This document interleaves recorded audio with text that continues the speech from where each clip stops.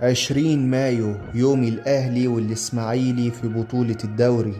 اليوم اللي جمع ما بين المارد الأحمر وفرقة الدراويش الإسماعيلوية في بطولة الدوري، والمواجهات القوية اللي كانت ما بينهم مرتين، مرة من 24 سنة ومرة من 17 سنة.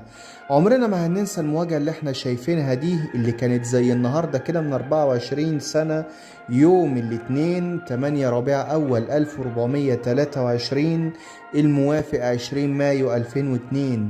مين ينسى ماتش 4-4؟ مين ينسى المواجهة اللي سهلت الطريق للإسماعيلي وخلت الموضوع صعب نسبيا بالنسبة للأهلي في المنافسة على لقب الدوري في موسم 2001-2002؟ مين ينسى الملحمة الكروية دي؟ كلنا عمرنا ما هننساها أبدا. لكن زي ما أنا ما بتكلم عن مباراة 4-4، أكيد ما احناش ناسين المنافسة الشرسة على لقب الدوري في موسم 2008-2009 ما بين الأهلي والإسماعيلي. مين ينسى الإسماعيلي وهو بيلعب الترسانة على ملعب قناة السويس، والأهلي بيلاعب طلائع الجيش على ملعب الكلية الحربية.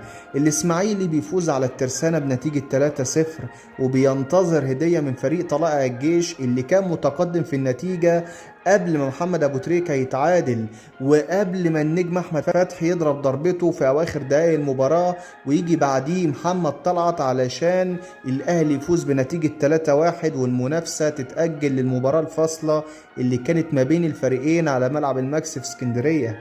مين ينسى موسم 2001-2002 وموسم 2008-2009؟ يوم 20 مايو هيفضل دايما يوم المنافسة ما بين الأهلي والإسماعيلي في تاريخ بطولة الدوري، يوم ما يتنسيش أبدا لا للأهلوية ولا للإسماعيلوية.